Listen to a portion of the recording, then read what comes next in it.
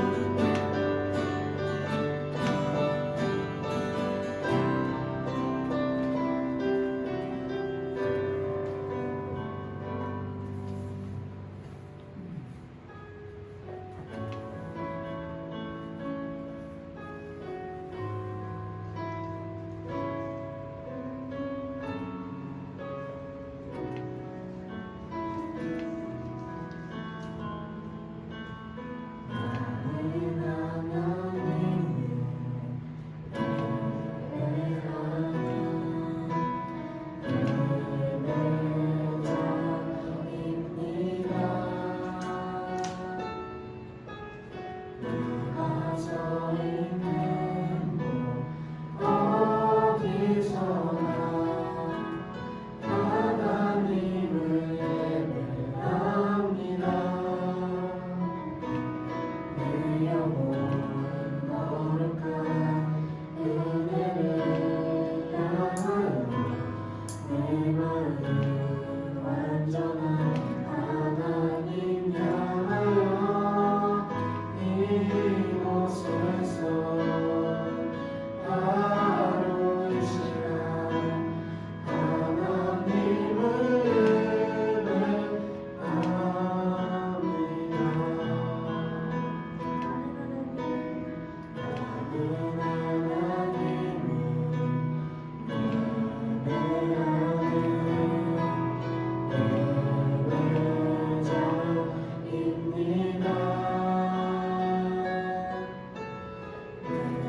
서 있는 곳 어디서나 하나님을 예배합니다. 내 영혼 거룩한 은혜를 향하여 내 마음을 완전한 하나님 향하여 이곳에서 하루 이 시간 하나님을 예배합니다.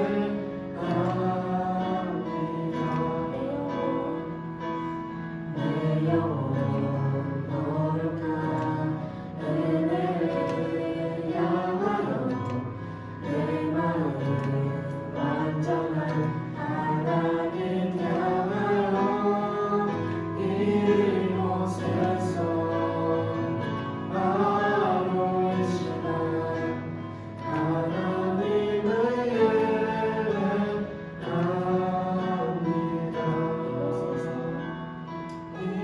이곳에서 하루 이 시간 하나님을 예배합니다.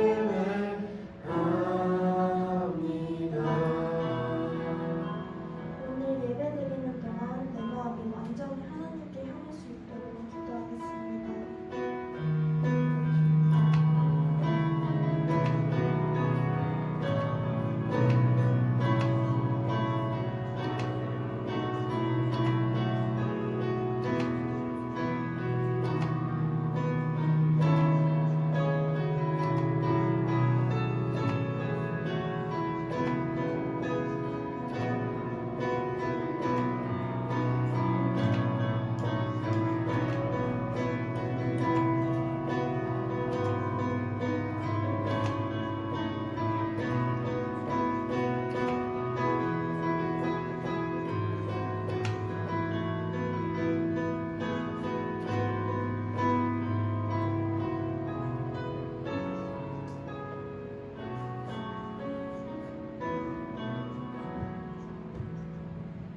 신앙을 가시겠습니다.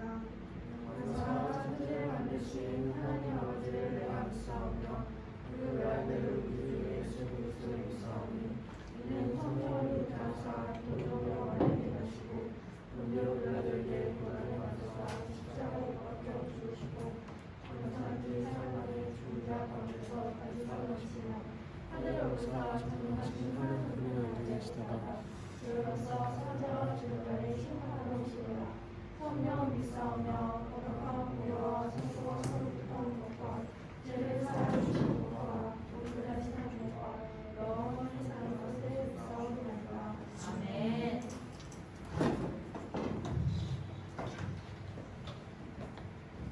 기도하시겠습니다.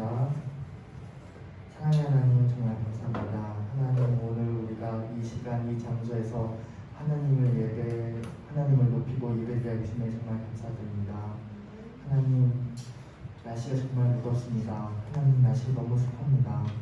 하나님 이런 지금도 비까지 오고 있습니다. 하나님 지금 지구 온난화로 인해서 지구가 많이 고장나고 있습니다.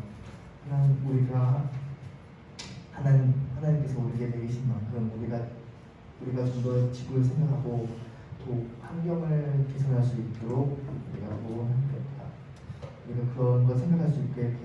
개선하게 해주시고 하나님 또 코로나가 또 많이 심해졌습니다. 매일마다 10만 명씩 나가고 있는데 하나님 우리를 불쌍히 여겨줘서 코로나 또한 소방상태가 들어서 우리가 하루빨리 마스크를 벗고 좀 더 재밌게 놀았으면 좋겠습니다. 하나님 그리고 중요하게 내일 저희가 중고등부 수련회를 나갑니다. 하나님 언제 어디서나 함께 하시는 하나님을 것을 내가 믿겠습니다.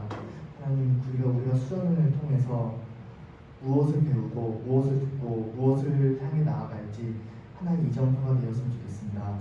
단순한 것이 울고 그냥 하나의 해프닝으로 끝나는 것이 아니라 그것을 통해서 내 삶의 방향이 하게 하고 하나님께서 얼굴을 비추시는 것이 무엇인지 하나님께서 함께 하신다는 것이 무슨 의미인지 생각할 수 있는 우리 영광교회 중고등부가 될 수 있도록 도와주옵소서. 하나님 오늘 예배를 전하시는 기윤구 목사님을 축복해 주시고 기윤구 목사님의 입에서 생각하는 것이 아니라 하나님의 말씀이라 생각하면서 오늘 이 자리에 있는 것들이 땅에 떨어지지 않고 내 마음 밥속에 깊숙이 심어져서 하나의 거대한 나무가 될 수 있도록 도와주셔서 예수님으로 감사를 드립니다. 아멘.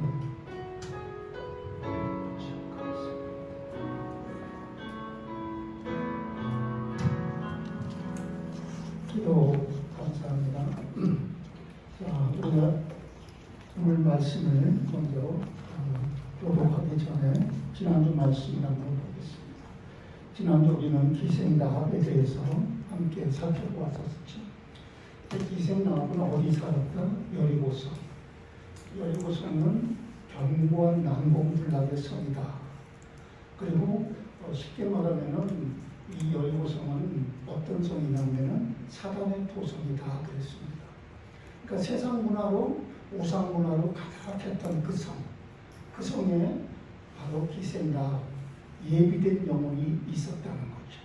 그래서 우리가 지난주 말씀의 결론 부분에서 여리고성은 언제 무너지냐? 하나님이 예비된 영혼을 만난 후에 무너진다. 이거를 우리 개인에게 적용한다면 어떤 의미가 될까요? 내 속에 있는 여리고성은 언제 무너질까? 내 영혼이 하나님 앞에 붙잡힘 받을 때요. 그게 믿음이라고 하는 거예요. 내가 붙잡힐 때 믿음이지 내가 아는 게 믿음이 아니에요. 그렇죠? 네. 두 번째, 기생나합은 바로 구원의 축복과 응답의 기준이 되는 붉은 줄을 붙잡았다는 거예요. 아무리 거기서 하나님이 예비된 영혼이라도 그들과 함께 정탐꾼과 약속했던 붉은 줄을 걸어놓지 않으면 그 집도 가족도 모두 다 어떻게 돼요? 멸망당하는 거예요. 자, 이거를 우리 개인에게 또 적용하면 어떻게 되는 거예요?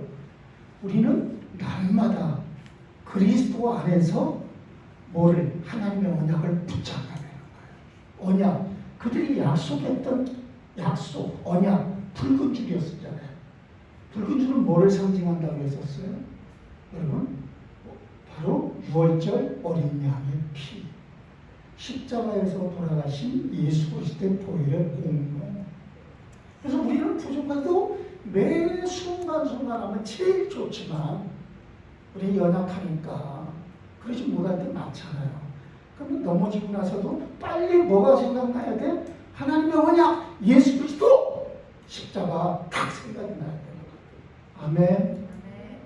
이지만 세 번째, 우리는 언약 인생을 위한 기도가 되어야 한다 그랬어요. 여러분, 언약 인생하면 굉장히 어려운 말처럼 느껴지죠. 아니요. 언약은 하나님이 나를 향해서 창세기 3장 15절 죄 지었던 나를 여자의 후손이신 예수 그리스도, 구약에서는 오신 메시아, 신앙에서는 예수 그리스도, 그분의 약속한 인생을 위해서 기도하는 삶을 살자는 거예요.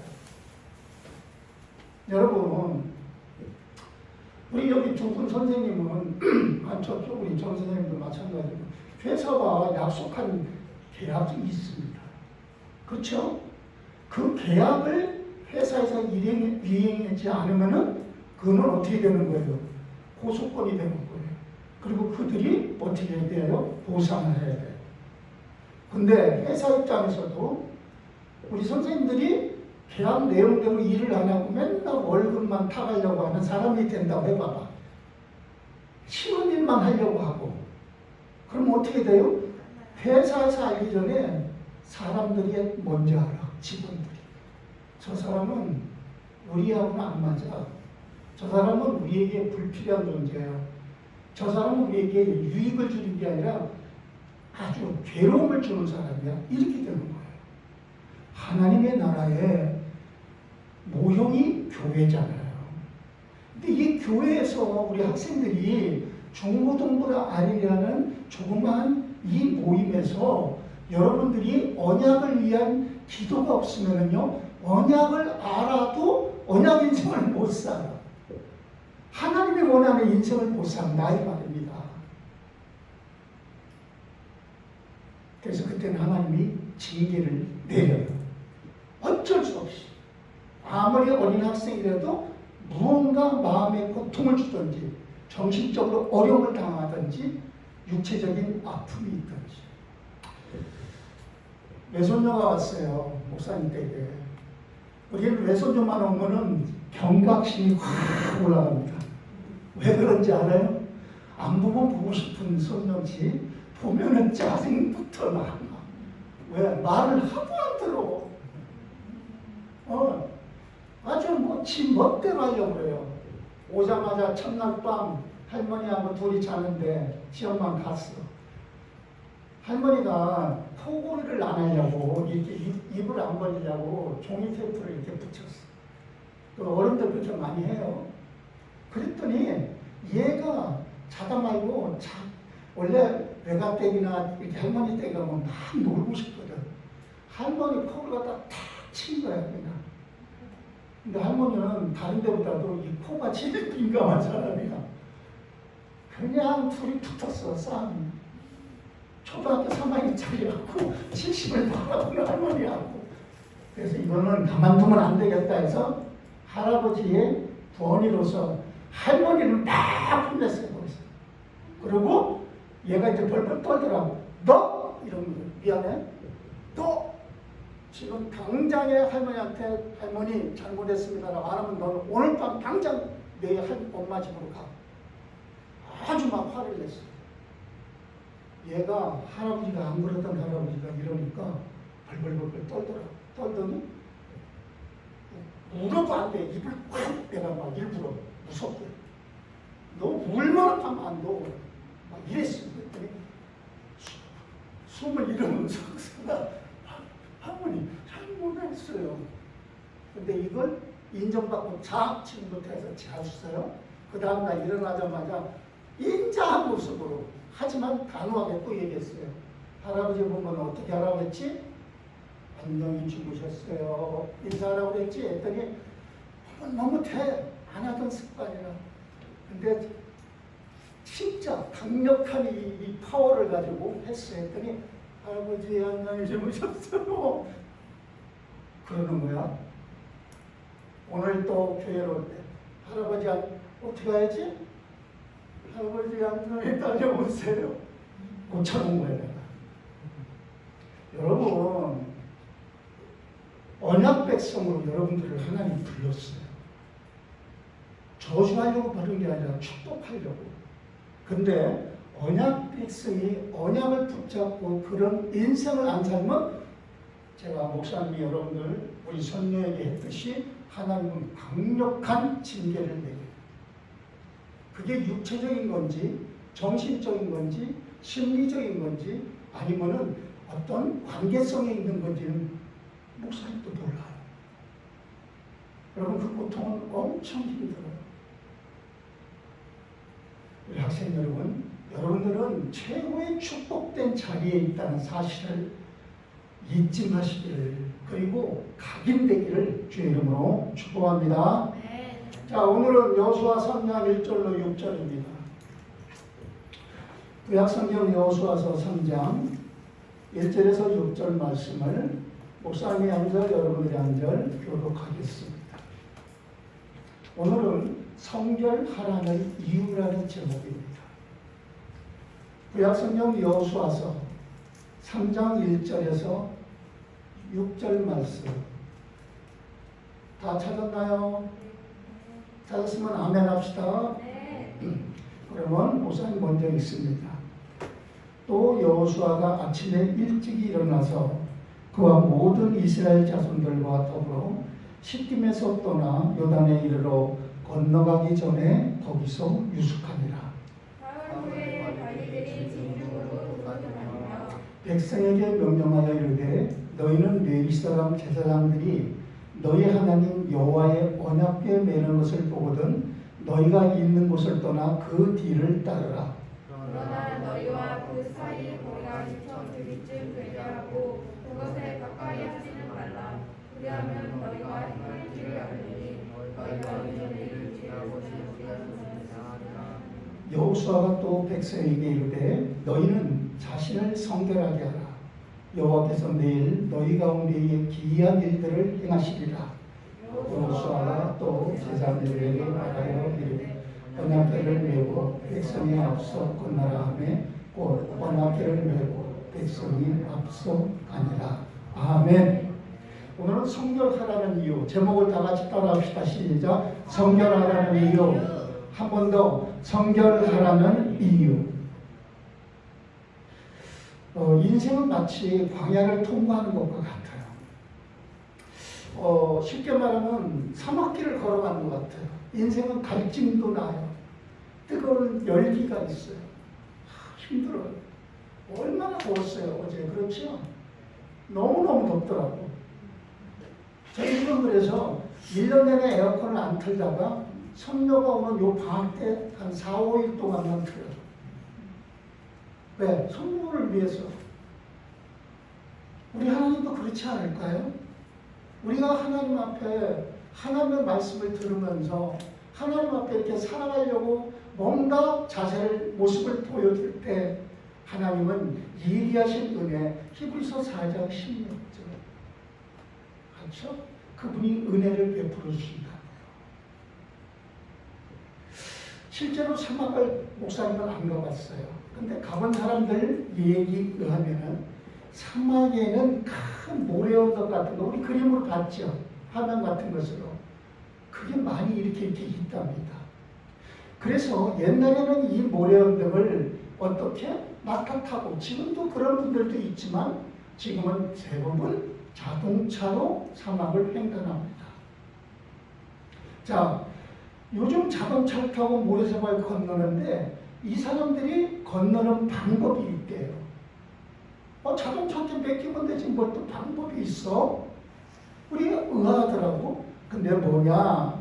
바로 자동차를 타고 가는데 운전은 하지만 그 방법이 있어요. 여러분, 여러분의 시기는 광풍노도 같아요. 근데 감사하게 여기 나온 우리 귀한 학생들은 그 광풍노도 같은 감정과 이성을 잘 이렇게 주무르고 있는 거예요. 누구를 통해서? 성령을 통해서, 말씀을 통해서 여러분들. 참 감사한 거죠. 그런데 이 강풍나무 같은 이 시기를 잘 컨트롤하지 못하면 어떤 일이 있을까요? 사막을 못 건너요. 모래 언덕에서 계속 힘든 인생을 살다가 끝나게 돼요.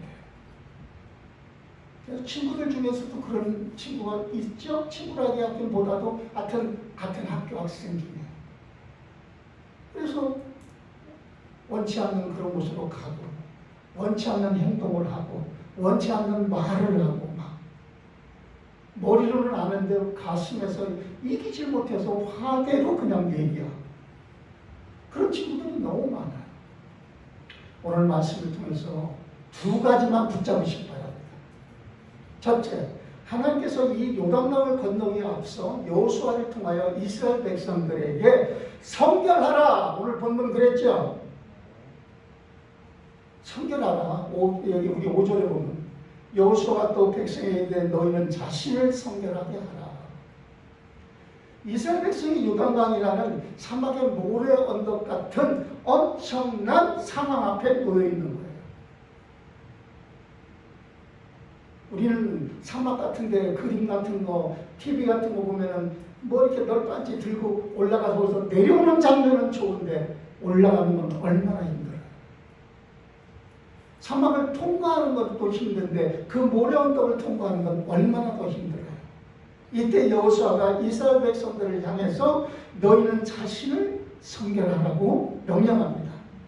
학생 여러분, 왜 성결하라고 했을까요? 사막의 모래 언덕을 건너는 법이 있대요. 사막을 오랫동안 운전하다 보면은요, 헛바퀴가 돈대요. 자동차 바퀴가.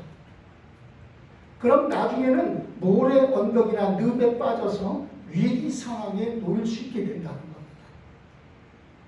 그래서 사막을 건너갈 때는 제일 먼저 해야 될 일이 무엇이냐? 바로 타이어의 공기압을, 우리는 보통 여기에 일반적으로 얼마 넣냐면은 34에서 42예요. 겨울에는 더 많이 넣고 여름에 이럴 때는 조금 빼요. 왜? 외부 열에 의해서 팽창되고 하는 그걸 이기 때문에. 근데 사막에서는 그 정도 빼갖고는 안 되고 타이어압을 완전히 덮여야 돼요. 그래서 납작하게 만들어버린대요. 그러니까 평평한 타이어가 되는 거겠죠. 여러분 이해됐어요? 유나 이해됐어요?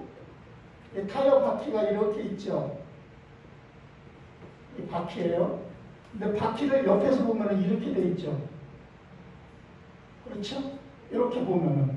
그러면 이 바퀴가 이렇게 있는데 공기를 빼면은 이것보다 어떻게 돼요? 이렇게 늘어나는 거예요. 하중에 눌려서.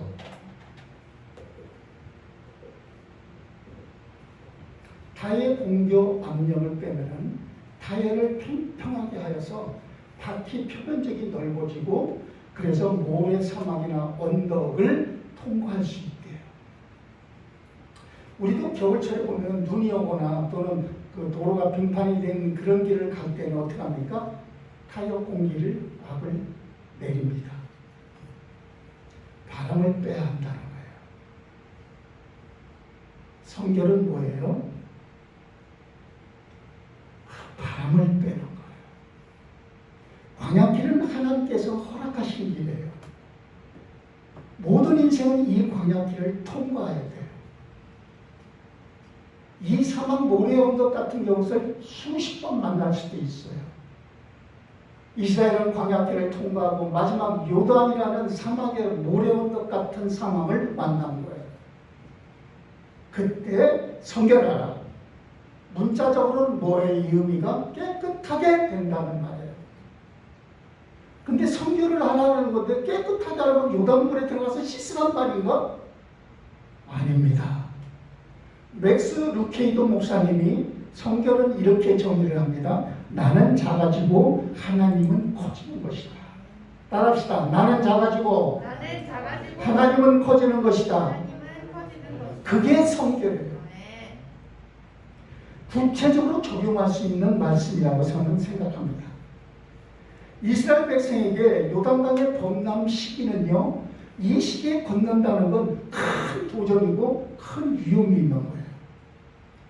그렇죠? 세상은 큰 도전 앞에 놓이면 이렇게 얘기합니다. 뭐라고 할까요? 너 자신을 스스로 강하게 만들어. 대부분 그렇게 말해요. 예. 그리고 마인드 컨트롤을 해. 스스로 나는 괜찮아.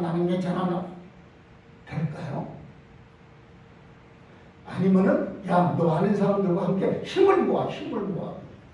천만에. 그런데 하나님께서는 반대로 얘기합니다. 뭐라고 얘기합니까? 성결하라. 성결해야 된다는 거야. 우리 학생들이 광야길 통과하고 마지막 가나안 정복을 위해서 딱 걸려드는 게 첫 번째가 뭐예요? 요단 도하라는 광야의 사막의 언덕 같은 어려움이라는 거예요. 성결은 나를 깨끗하게 만드는 것인데요. 내 안에 있는 죄악의 거품들, 내 안에 있는 불의한 허풍들, 청소년들도 얼마나 허풍이 많은지 몰라요. 뻥을 잘 쳐. 그리고 내 안에 있는 거룩하지 못한 바람들, 여러분 속에 바람이 다 들어있어. 특별히 원래 빈 수레가 요란하다고 하잖아요. 여러분 수레가 뭔가 물건이 가득 차면 덜컹덜컹 안 그래요. 근데 빈 수레는 요란해요. 여러분 속에 있는 허풍과 거짓된 불의한 바람들을 빼야 된다는 거야. 바람을 빼면 어떻게 될까요? 납작하게 되는 거예요. 낮아지는 거예요. 전에는 타협이 높아서 내 속에 바람이 많아서 고개가 뻣뻣했지만 이제는 바람을 빼니까 성결해지니까 내 자신이 낮아지면서 나를 낮춰지게 되는 거예요.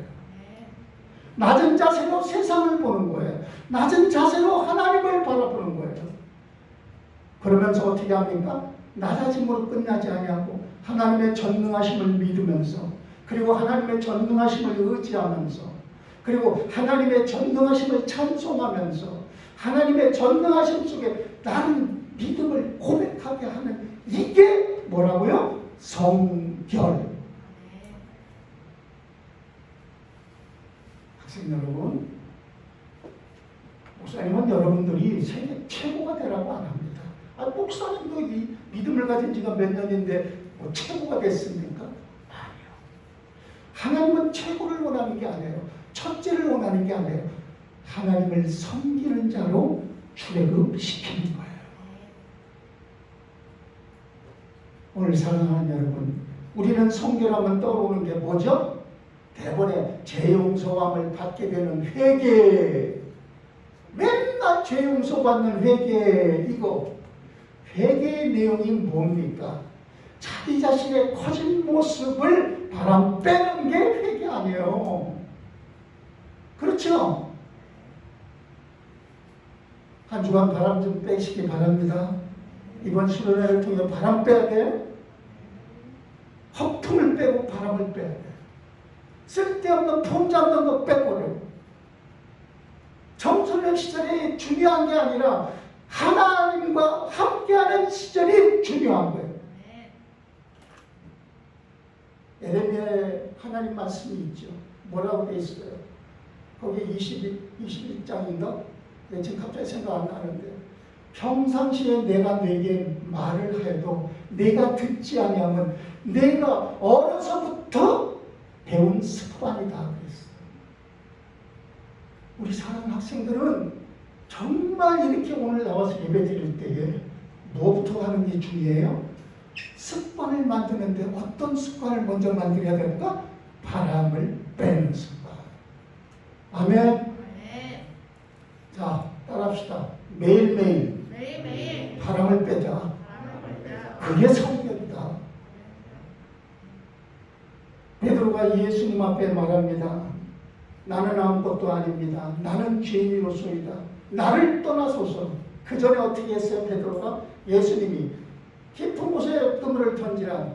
솔직히 성경은 거기에 가운데 말이 없어요. 뭐가 있어요? 그 다음에 내가 뭐 어쩌고저쩌고 하다가 주의 말씀을 의지하여 순종하겠나이다. 속으로는 내가 잔뼈가 여기서 굵은 사람이요. 내가 전문가예요. 내가 억울한 말이에요. 당신은 목수 아닙니까? 근데 뭐 하려고? 말씀을 의지하여. 이 말은 진짜 의지하여가 아니에요. 한번 두고 봅시다. 조금 있다가 그물 건져 올릴 때 어떻게 되나? 예수님을 무한 주려고 한 거예요.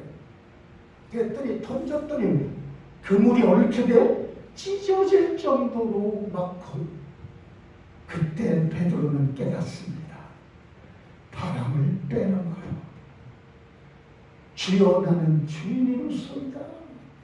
그때 바람이 빠지는 거예요. 바람을 빼니까 그때부터 뭐가 돼? 베드로가 주는 그리스도시요 살아계신 하나님의 아들입니다. 여러분 속에 바람이 꽉 있을 때는 절대로 주는 그리스도시요 하나님의 아들 고백이 안 나와. 먹을 거 있고 쓸 거 많고 가진 거 많아도 절대로 안 돼. 그래서 하나님은 하나님의 택한 자녀들을 어떻게 해요? 굶기기도 하시고 어렵게도 하시면서 바람을 빼게 하는 거예요. 여러분, 진짜 회개의 삶이 뭡니까? 나를 납작하게 만드는 거예요. 내가 납작해져서 끝나는 게 아니라 크신 하나님을 찬송하며 크신 하나님의 전능하심에 이끌리며, 그것이 성결입니다. 이스라엘 백성에게 성결하라는 것은 너희 속에 바람을 빼고 전능하신 하나님만 의지하고 걸어가라는 거예요. 교회를 다니는데도, 믿는다고 머리로는 알고 있는데도, 또 기도를 하는 것 같은데도 여러분 삶이 자꾸 사막의 언덕에서, 모래 언덕에서, 요단강 앞에서 헛바퀴만 계속 돌아가고 있지 않습니까? 그렇다면 여러분, 전능하신 하나님을 붙드는 성결의 길, 바람을 빼는 것을 하셔야 됩니다. 그게 기도예요. 그게 하나님 의지하는 거예요. 그게 순종이에요. 우리는 거대한 하나님의 말씀처럼 무슨 가나안을 정복하는 게 아니에요. 성결이 하나님이 원하시는 거예요. 내가 거룩하니 너희도 거룩하라. 할렐루야. 네.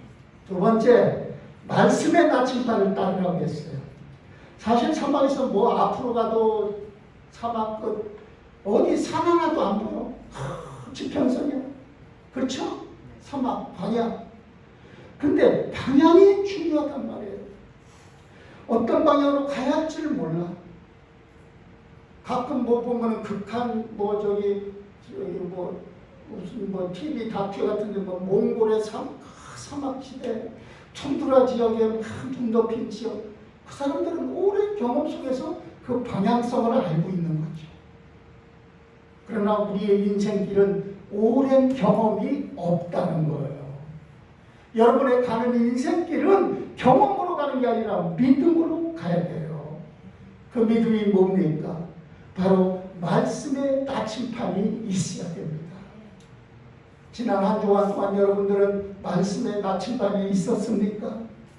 시편 119편 105절은 이렇게 말합니다. 우리 다 같이 여기 써 있나요? 시편 119편이 없습니까? 예, 없으면 다 목사님이 할게요. 자, 따라합시다. 주의 말씀은 내 발의 등이요 내 길의 빛입니다. 인생의 나침반 역할을 감당하는 것이 하나님의 말씀이라는 거예요. 말씀을 상징하는 오늘 여기 뭐라고 합니까?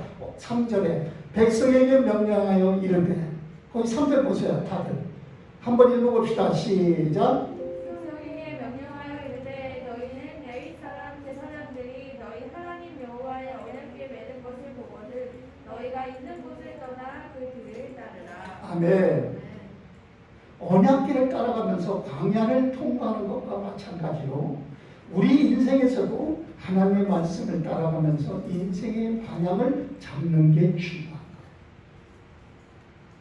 하나님 말씀을 따라가는 것의 반대가 뭘까요? 그것은 내 생각하고 내가 결정하는 게 반대.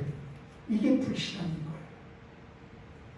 밤낮 생각하고 밤낮 지혜를 짠다고 해봤자 자기 자신의 판단을 의지하는 것. 근데 여러분, 사막에 보면은요, 신기루 본다고 하잖아. 신기루. 뜨거운 열사, 광야 속에서 신기루를 본다. 진짜 신기루가 있다는 거예요. 눈앞에 어른거려. 근데 가보면 없어. 나는 분명히 있다고 생각하고 맞다고 믿었는데 아니더라는 거야. 여러분, 비행기 훈련, 조종사를 훈련할 때 비행기를 처음에 타면 절대로 혼자 비행기 아무리 훈련을 해도 1인용 비행기에 안 태운대요.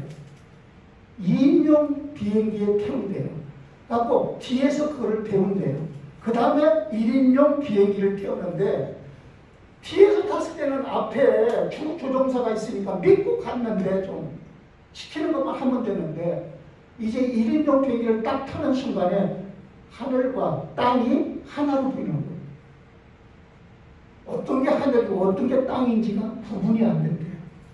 그래서 비행기 조종의 가장 기본이 뭐냐? 계기 조종이라는 거예요. 계기 조종. 무조건 계기를 보고 계기판에 의해서 조종을 한대요. 인생 살아갈 때도 마찬가지예요. 여러분, 여러분의 인생 앞길에 하늘과 땅이 구분되고 있습니까? 성공과 실패가 구분되고 있습니까? 예? 되어 있어요? 미래가 보여요? 천만이죠. 안 보이죠?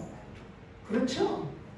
그런데 오늘 내 감각이 맞는 것 같아도, 내 감정이 옳은 것 같아도, 내가 생각하는 게 맞는 것 같아도 마귀가 속일 때 무엇으로 속이는지 아세요? 대부분 거의 99%는 감각이에요. 아, 필이 왔어. 필이 뭐가 와? 마귀가 온 거예요.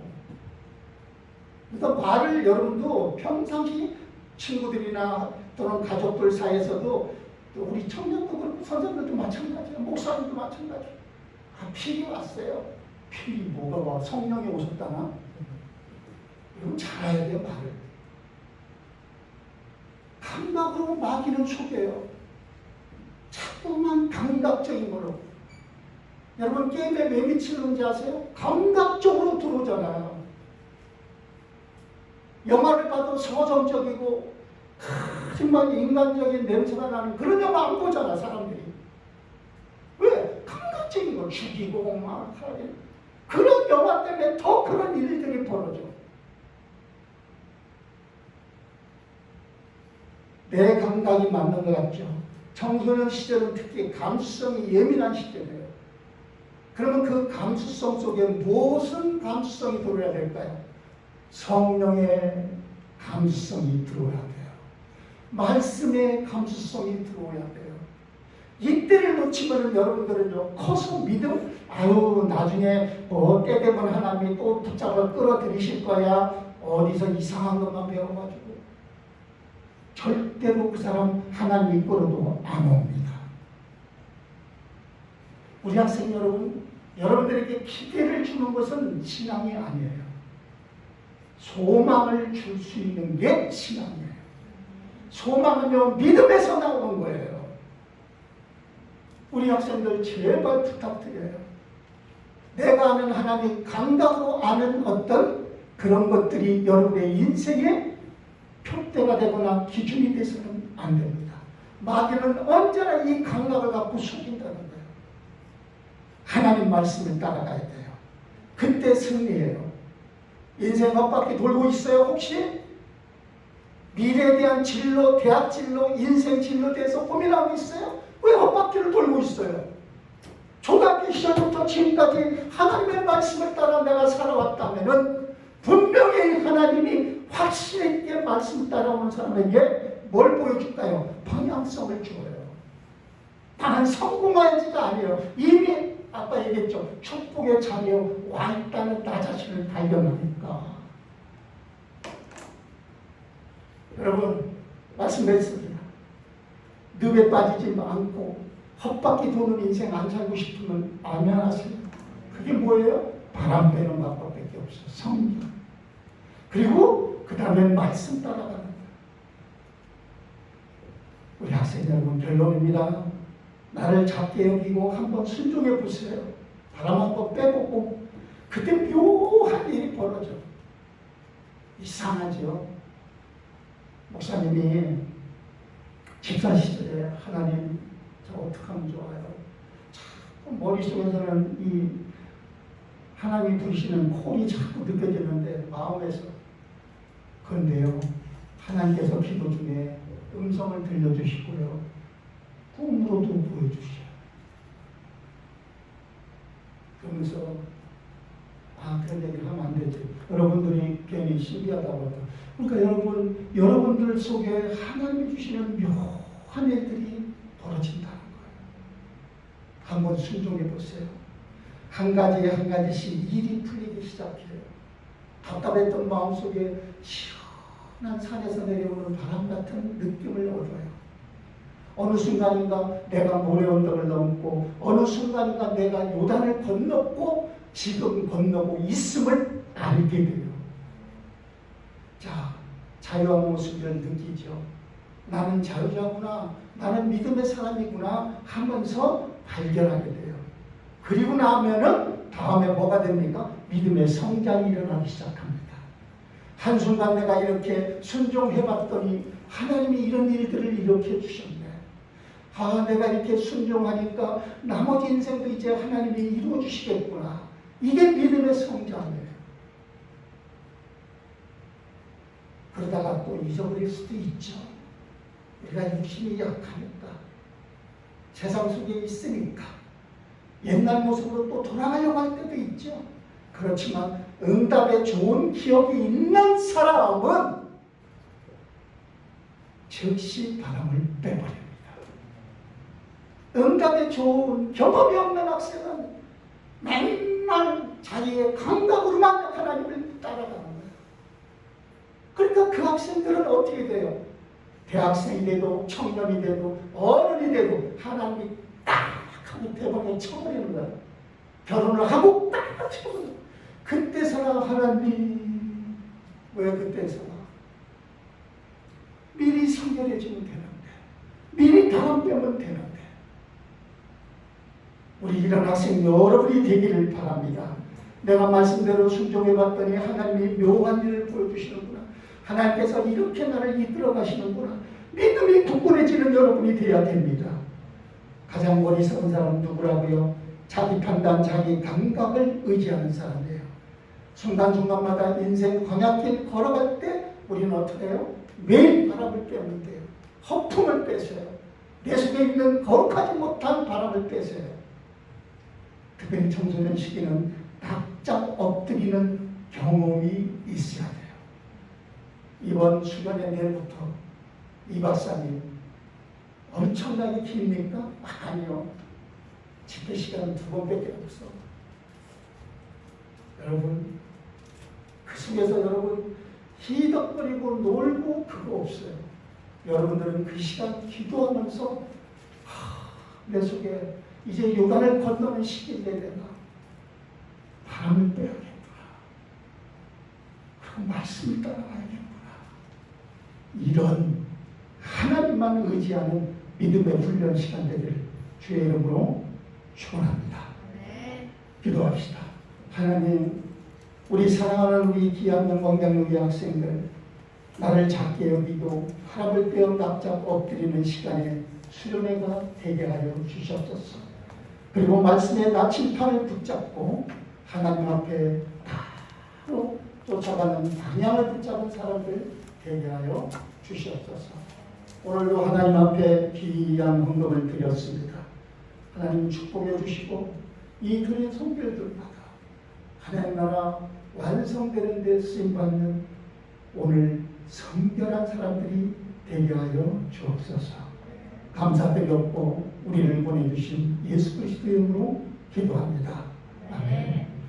이제는 우리를 보내주신 주 예수 그리스도의 은혜와 하나님의 사랑과 성령의 내교통 역사하시기 오늘 정말 광풍노도 같고 요단이 범람하는 것 같고 사막에 모래온 것 같은 인생길 이 시기에 바람을 빼고 내 속에서 거룩하지 못하고 깨끗지 못한 그런 허풍들을 빼버려서 납작해지는 나의 믿음의 시간을 갖게 해주시고 그리고 그 납작해진 자세로 하나님을 바라보아 하나님이 주시는 응답을 받는 귀한 청소년 다 되기를 원하는 오늘 예배드린 학생들 위해 그리고 우리 선생님들 위해 교회 위해 영원토록 함께 계시기를 축원하옵나이다. 아멘.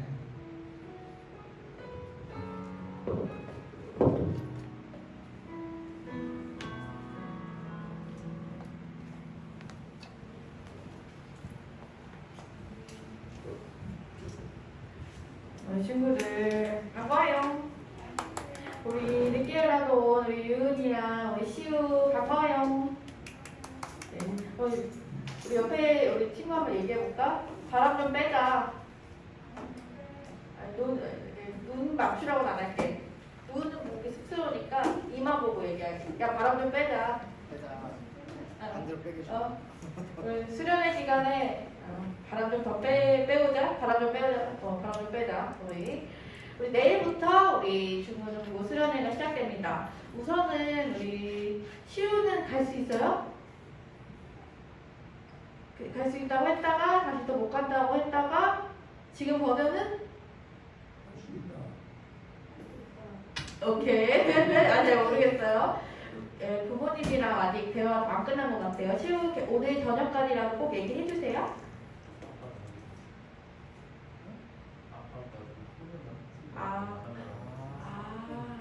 아빠 코로나 확진이셔서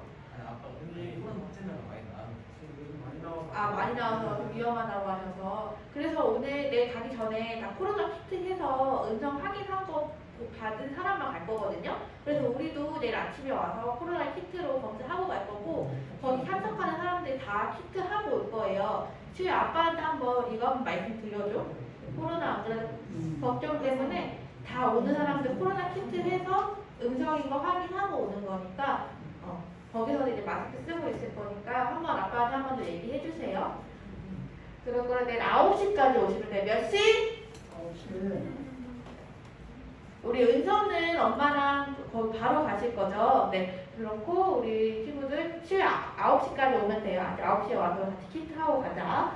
네. 하면 되고 그 다음에 우리 또 하나 광고가 우리 어제 온 친구들한테는 현우 쌤이 얘기했는데 우리 기도 제목을 우리가 무엇을 구하는지 하나님께 어떤 예배를 드리고 어떻게 찬송해야 되는지 내 머릿속에 그 기도 제목을 반드시 정하고 가면 좋을 것 같아요. 그래서 선생님이 단톡방에 매일매일 D-Day 7일부터 해서 우리가 하루하루씩 준비할 수 있도록 했었죠.